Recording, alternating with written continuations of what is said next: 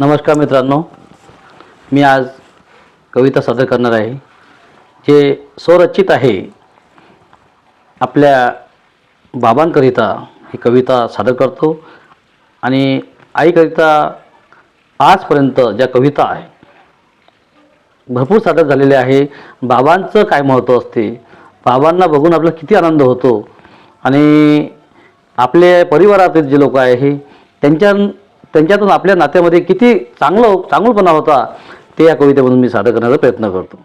निस्वार्थी मायबापांचे प्रेम होते फार,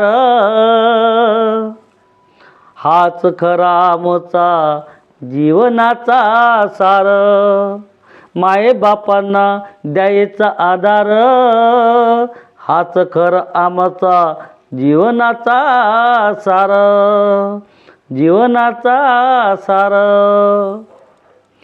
पूर्वीचा काळ बाबा खरंच होता चांगला, पूर्वीचा काळ बाबा खरंच होता चांगला. साधे घर साधी माणसं कुठे होता बंगला. घर जरी साधेच पण माणसं होती मायाळू. साधी राणी चटणी भाकरी देवभोडी अन श्राळू, देवभोडी अन श्राळू. निस्वार्थी मायबापांचे प्रेम होते फार, हाच खरा आमचा जीवनाचा सार, जीवनाचा सार. मायबापांना द्यायचा आधार, हाच खरा आमचा जीवनाचा सार, जीवनाचा सार. सख्खे काय चुलत काय सगळेच आपले वाटायचे, सख्खे काय चुलत काय सगळेच आपले वाटायचे.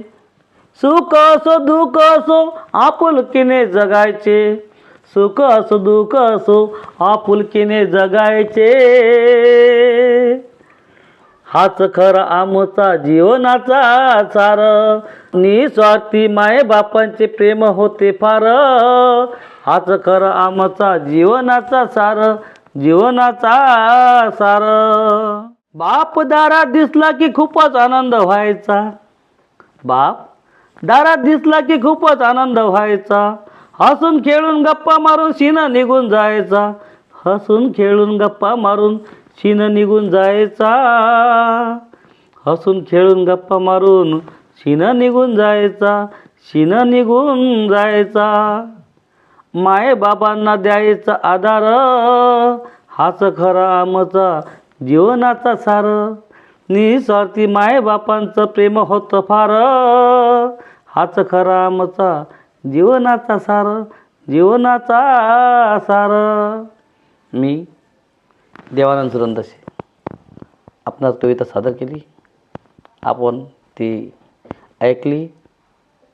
जय हिंद, जय भारत, धन्यवाद.